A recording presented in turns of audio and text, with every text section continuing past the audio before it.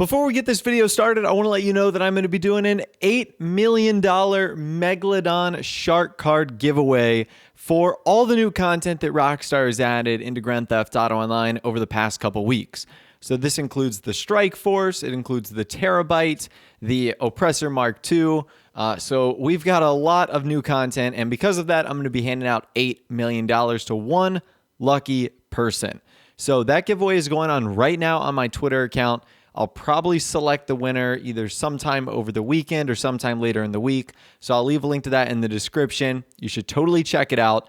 Go ahead and enter the giveaway, and you might be walking away $8 million richer. Anyways, what's going on, guys? My name is Ross, or Mr. Boss for the win. And earlier this week, or I guess I should say on Monday, August 13th, Rockstar put out a very interesting newswire. Essentially, their newswire post was saying, hey, here's everything that's going to come out tomorrow. They basically detailed the Terabyte, the Oppressor Mark II, the new client jobs, and a lot more that was going to be coming to the game. Now, it's not like any of this was a surprise to us, but it had really never been officially mentioned by Rockstar in terms of what it was going to be like and the details of the new content. They typically don't do that at all. I mean, they went into so much detail here regarding the new vehicles, how the Terabyte was going to work, all the new features, etc. It was really cool and quite refreshing because for the most part, we don't see this from Rockstar.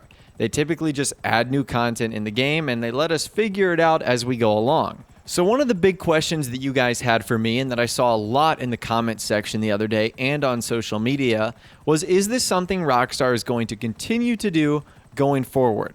So for the rest of the drip feeding content, are we going to see Rockstar basically doing little newswire posts before the content comes out, essentially, I guess, eliminating the need for any leaks and revealing the new content early before it actually comes out? So unfortunately, I think the answer to that is no. And I think that what we got the other day was a special one-off experience. And here's why. The reason I say this is because the Terabyte and everything that it surrounds, so the drones, the Pegasi Oppressor, the client jobs, it's basically like its own little hacking Watch Dogs DLC. Now, I know it's a part of the After Hours update, but it really was like its own separate DLC in one. I mean, all the features the Terabyte can do, the fact that it is basically tied to the hip with the Pegasi Oppressor Mark II.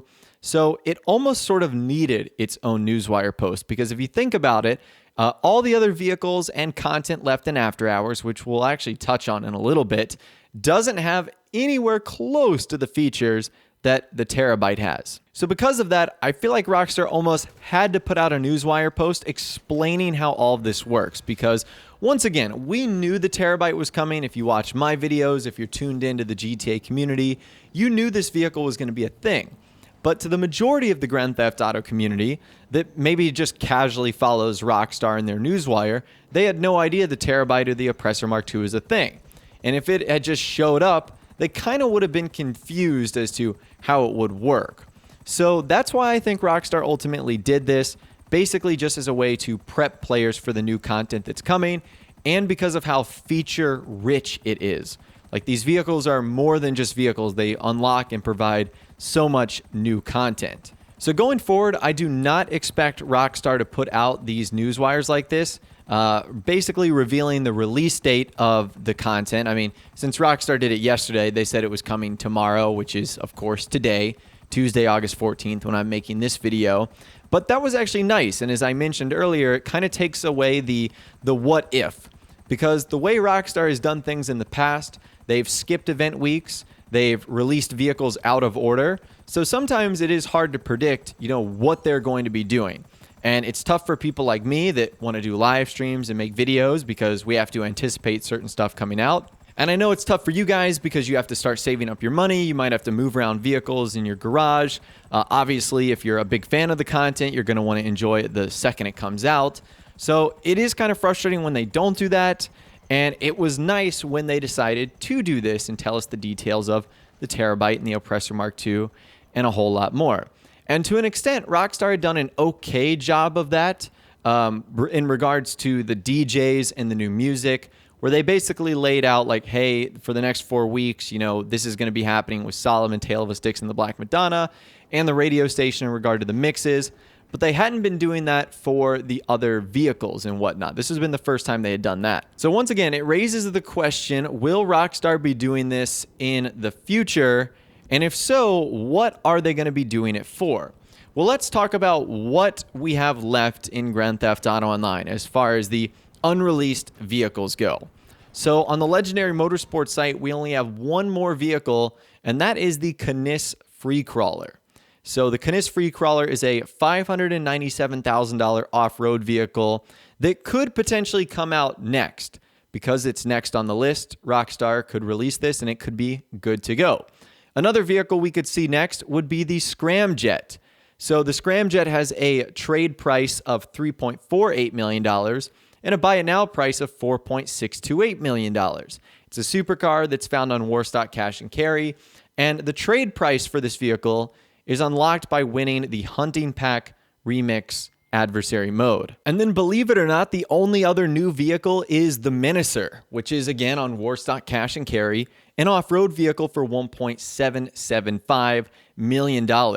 So we actually only have 3 new vehicles that Rockstar could release, which is insane. They are flying through these vehicles. Now, there are vehicles that will be released on dealers' websites that could also have new liveries and also new modifications. That includes the Gallivanter Baller, Mammoth Patriot, Romero Hearse, Emperor Habanero, Benefactor Serrano, FQ2, BJXL, Bolacan Prairie, Impante Ruiner, and Karen Futo. And we also have some other vehicles that will receive new liveries like the Penumbra, Mamba, and Cockett Classic. So I'm not sure how those are going to be released, but I would imagine that Rockstar might end up saving those for, let's say, like after all the new content is released. I would suspect that Rockstar would, give out all the new vehicles and then start to dive into some of the older ones with just new modifications on them. After that, we know there's going to be 4 remixed versions of adversary modes that are going to be released. That includes Hunting Pack, Trading Places, Running Back, and Sumo. So a lot of those are pretty fun, so I am excited to see them remixed and see how that is ultimately going to work. Now, the only one we have a general idea of is when the Scramjet comes out, Hunting Pack is going to come out because they're connected via their trade prices. And after those adversary modes, the only other thing that we suspect is in the files is sort of like a new, I don't know if race mode is the right way to describe it, but there's new racing content that's been found in this update. And I think it has to do with a lot of the older vehicles that are being put on the new websites, because a lot of them have like street racing vibes to them, like the Penumbra, the Prairie, sort of like tuners style vehicles and customizations and liveries. So I would suspect that would be coming to the game as well, but that will probably be happening towards the end of this update, like towards the very end, once all the content has been set to release. So in terms of new vehicles, what could come out next? Well, it's going to be the Canis Free Crawler. It's going to be one of the ones on Southern San Andreas Super Autos, the old ones, or the Scramjet. That is, of course, if Rockstar follow the exact order on the websites. So what can we expect next week? One of those 3 sets of vehicles, potentially even a new adversary mode, since now Rockstar's gotten all the DJs out of the way. The only thing for sure that we know is coming out next week is that the Black Madonna's music set will be added to the radio station, Los Santos Underground. So that's the only thing that has been confirmed. The rest is still a mystery. And none of the content that I mentioned, like I said, has anywhere near the amount of features that the Oppressor Mark II does and the Terabyte does. So I don't expect Rockstar to release sort of a newswire post for that. I would imagine we're just going to have to find out very early in the morning on Tuesday like we have over the past couple of years. Although it was really nice what they did here, but again, I doubt we'll see it going forward in the future. But anyways, I'd love to hear from you guys in the comments down below. Do you think Rockstar is going to continue this pattern of releasing information on vehicles before they're added into the game? Or do you think they'll add them every Tuesday just as a surprise like they have been doing? Let me know your thoughts, opinions, and more in the comments down below. I'd love to hear from you guys down there.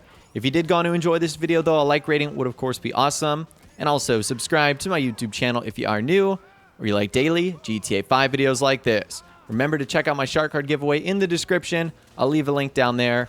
Well, out of the way, guys, like I said, thanks so much for watching. Take care, and I'll see you guys in the next video.